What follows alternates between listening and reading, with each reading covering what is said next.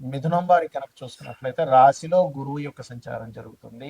రాశిలో గురువు, అదేవిధంగా మీకు దశమ స్థానంలో శనికి 2 పాపగ్రహాలు కలిసి ఉన్నాయి. మీకు దశమ స్థానంలో ఏకాదశంలో శుక్రుడు మరియు భాగ్యంలో రాహు, 3లో కేతు, ఈ రకంగా చంద్రుడు, రాహు, గురువు, బుధుడు అక్కడే ఉన్నాడు. అయితే ఈ యొక్క గ్రహస్థితిని అనుసరించి మీకు ఎలా ఉండబోతుంది, ఏ విషయాల పట్ల మీరు జాగ్రత్తగా ఉండాలి అనేటువంటి అంశాలు చెప్తుంది నేనైనప్పటికీ చెప్పిస్తుంది సాక్షాత్ లలిత అమ్మవారిగా భావిస్తూ, ఆ లలితాంబిక అమ్మవారి యొక్క అనుగ్రహం మీకు పరిపూర్ణంగా కలగాలని మనస్ఫూర్తిగా కోరుకుంటూ, ప్రధానంగా ఇక్కడ మీరు గమనించినట్లయితే ఈ గ్రహస్థితి ఏదైతే ఉందో, ఇప్పుడు ప్రస్తుతం ఉన్నటువంటి గ్రహస్థితి ఏదైతే ఉందో మిథునం వారికి దశమాధిపతి రాశిలో ఉండడం అనేటువంటిది ఉద్యోగ అవకాశాలు వద్దన్నా వస్తాయి. కానీ ఉద్యోగంలో ఒకసారి మనం చూడండి, రాజకీయాలు చూస్తూ ఉంటాం, కొలిక్స్తో ఇబ్బంది అండి, స్ట్రెస్, ఓవర్ స్ట్రెస్ ఉంది. ఎందుకంటే దశమ స్థానం కదా, వృత్తి స్థానంలో కర్మకారకుడితో పాటు కుజుడు అండ్ రవి కూడా ఉన్నారు. కాబట్టి వృత్తి స్థానంలో ఎప్పుడైతే ఆ గ్రహాలు ఉన్నాయో అది ఆ రకమైనటువంటి వాటిని క్రియేట్ చేస్తూ ఉంది, గుర్తుపెట్టుకోండి. అలాగే మరొక విషయం ఏంటంటే ఇక్కడ గమనించినట్లయితే ఇక్కడ మీరు ఎప్పుడైనా సరే ఒకటే గుర్తుపెట్టుకోండి, ఈ కాంబినేషన్స్ ఏవైతే ఉన్నాయో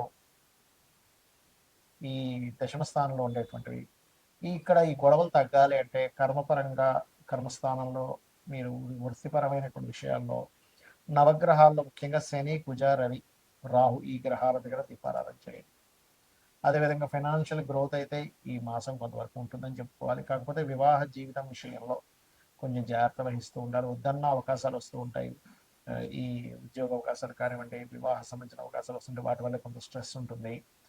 అలాగే మరొక విషయం ఏంటంటే ఇక్కడ గమనించినట్లయితే కాస్త చతుర్థ భావం మీద కూడా పాపగ్రహాల యొక్క దృష్టి ఉంది కాబట్టి ఏదైనా ప్రాపర్టీస్ తీసుకునేటప్పుడు కొద్దిగా జాగ్రత్త వహించాలి.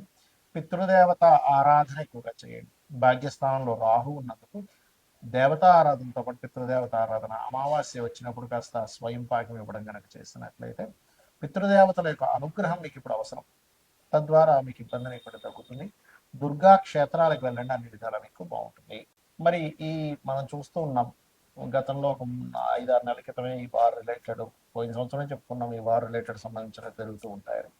చాలా మంది అడుగుతుంది ఏంటంటే ఈ వార్ రిలేటెడ్ సంబంధించిన వాటి మూలంగా ఫ్యూచర్లో ఇంకా ఎలా అవ్వనుంది అని చాలా మంది నాకు ఫోన్ చేసి అడుగుతున్నారు. ఎందుకంటే గతంలో మనం ప్రిడిక్ట్ చేశాం కాబట్టి దాని గురించి చాలా మంది అడగడం జరుగుతుంది. ఏమంటే ఈ వారు 10-15 రోజులు ఆగిపోతుందా, లేకపోతే నెలల తరబడి వెళ్తుందా అనేటువంటి. కాకపోతే ఇక్కడ విషయం ఏంటంటే ఇది ఇంత తొందరగా ఆగదు. కారణం ఏమిటి, దీనికి శాస్త్రంలో ఏమైనా పర్టికులర్గా కొన్ని ఉన్నాయా అంటే ఖచ్చితంగా సూత్రాలు ఉన్నాయి శాస్త్రంలో. మనం గతంలో కూడా చెప్పుకున్నాం, గురువు 3 రాసులు మారాడు పోయిన సంవత్సరం కూడా, ఈ సంవత్సరం కూడా మారుతున్నాడు అని. ఏ రాసులు మారాడు పోయిన సంవత్సరం అంటే వృషభంలోని, మిథునంలోని, కర్కాటకంలోకి మారాడు. అందుకే యుద్ధ సంబంధించింది ప్రారంభమైంది, ఇంకా మనకి ఉగాది కొత్త సంవత్సరం రాకముందే. అదేవిధంగా అప్పుడు మనం చెప్పుకున్నాం గోల్డ్ రేటు, ముఖ్యంగా సిల్వర్ రేట్ విపరీతంగా పెరుగుతుంది. అదే రకంగా మనకు వీడియోలు కూడా ఉన్నాయి. అండ్ పీఠాధిపతులు గొడవలు పెట్టుకోవడం ఇవన్నీ కారణం అది. అయితే ఈ సంవత్సరం కూడా కర్కాటకంలో మనకి మిథునంలో ఉండేటువంటి గురువు కర్కాటకంలోకి, సింహంలోకి మారుతున్నాడు. గతంలో ఏం జరిగింది, వృషభంలో ఉండే గురువు మిథునంలోకి వచ్చి కర్కాటకంలోకి వచ్చి మళ్ళీ వెనక్కి వచ్చాడు. సో ఎప్పుడైనా సరే 3 రాసులు మారేటప్పుడు అది జన నష్టాన్ని, అందులో ముఖ్యంగా యుద్ధపరంగా విపరీతమైనటువంటి జన నష్టాన్ని కలిగిస్తుంది. కాబట్టి ఇండియాలో ఉండేటువంటి వారికి పెద్ద నష్టమేమీ ఉండదు, కానీ విదేశాల్లో ఉండేటువంటి వారికి మాత్రం కాస్త ఎక్కువ నష్టం ఉంటుంది. కాబట్టి ఇండియన్స్ ఎవరైనా విదేశాల్లో ఉన్నట్లయితే వారు కాస్త వీలైనంత మట్టుకు అక్కడ సేఫ్ జోన్స్లో ఉండడం మంచిది. ఇప్పుడు Saudi countries, Dubai countries, America పర్టికులర్గా, ఎందుకంటే ఇది న్యూక్లియర్ సంబంధించిన దాడులు. అంటే మనకి చూడండి, మనకి హిరోషిమా నాగసాకి మీద వేశారు అప్పుడు ఒకసారి. దానివల్ల ఏంటి, కొన్ని కోట్ల మంది, కొన్ని లక్షల మంది చనిపోయారు. అలా ఏంటంటే ఒక పెద్ద విస్ఫోటన లాగా జరిగేటువంటి బాంబ్స్ వేయడం కూడా జరుగుతుంది. ఒక దేశం అయితే కంప్లీట్గా, 1-2 దేశాలు కంప్లీట్గా రూపాలు లేకుండా పోయేటువంటి స్థితి ఉంది ఇప్పుడు ఉండేటువంటి గ్రహస్థితి. ఇవన్నీ మనం ఎందుకు చెప్పుకుంటున్నాం అంటే, ముందు సామాన్య మానవుడికి ఏమి జరగకూడదు. ఇలా జరగకుండా ఉండాలంటే మనల్ని రక్షించేది, నడిపించేది, మనల్ని తల్లిలా చూసుకునేటువంటిది అమ్మవారు. కాబట్టి రకరకాల దేశాల్లో ఉంటారు. చూడండి మనం ఒక్కోసారి వింటూ ఉంటాం. ఏమంటే పెద్ద ఫ్లైట్ పడిపోయింది, ఒక చిన్న పిల్లవాడు కాపాడబడ్డాడు అంటాం. ఒక్కోసారి చాలా పెద్ద షిప్ మునిగిపోయిందని, కానీ కొంతమంది ఎందుకు బయటపడ్డారంట. ఎలా బయటపడ్డారంటే అదే మిరాకిల్. మొన్న ఫ్లైట్ కూడా పడిపోతే చూడండి, ఒక అతను ఫ్రెష్గా స్నానం చేసుకొని వచ్చాడు, నడుచుకొని వచ్చేసాడు. ఏంటంటే అంత పెద్ద పేలిపోయింది, మంటలు వచ్చాయంటే అదే లెక్క.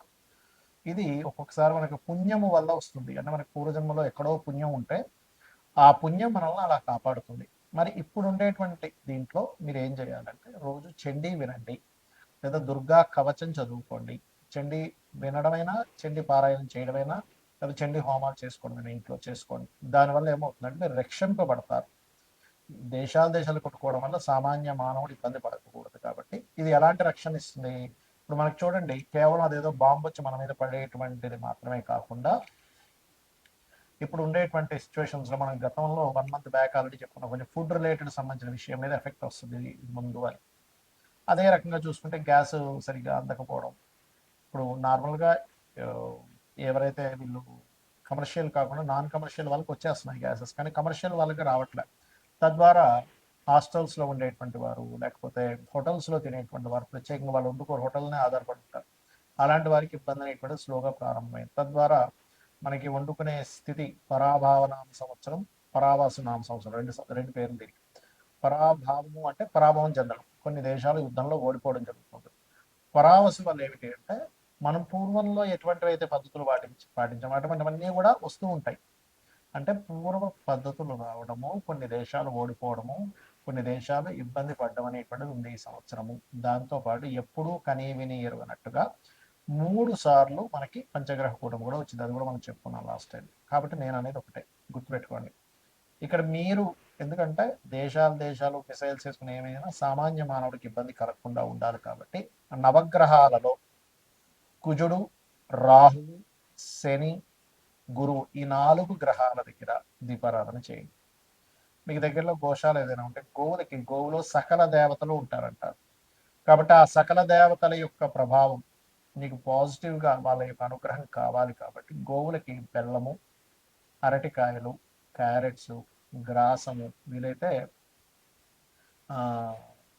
ఇవి తినిపించండి సరిపోతుంది. గ్రాసం కూడా తినిపించవచ్చు, రైట్, గోధుమ రవ్వ కూడా తినిపించవచ్చు. ఇవి చేయండి. ఇక్కడ మరొక విషయం ఏంటంటే మనం రాశి ఫలాలు చెప్పుకుంటున్నాం కదా, దీనికంటే ప్రధానంగా మీ పర్సనల్ చార్ట్ చూసుకోవాలి. అంటే మీ పర్సనల్ చార్ట్లో లగ్నం ఎలా ఉంది, లగ్నం వల్ల మీరు ఎంత ఎదగలేకపోతున్నారు, ఎందుకు ఇబ్బంది పడుతున్నారో తెలుస్తుంది. ధనస్థానాన్ని చూసుకుంటే మీ పర్సనల్ చార్ట్లో మీకు ధనము ఏ దేవతను ఆరాధించడం ద్వారా ధనం వస్తుంది, ఏ మార్గంలో వెళ్ళడం ద్వారా మీరు ఫైనాన్షియల్గా బాగా గ్రో అవుతారు, ఎప్పుడు ఎవరికి ధనం ఇవ్వచ్చు, ధనం విషయంలో ఎప్పుడు డేరింగ్ చేయొచ్చు, ఎప్పుడు జాగ్రత్తగా ఉంచుకోవాలి, ఎప్పుడు కొరత వస్తుంది అనే విషయం క్లారిటీ వస్తుంది.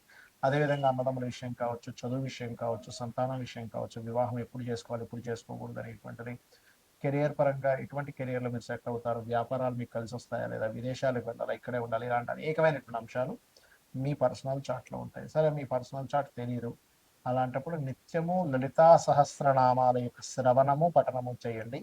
ఖచ్చితంగా మీకు బాగుంటుంది. శ్రీమాత్రే నమః.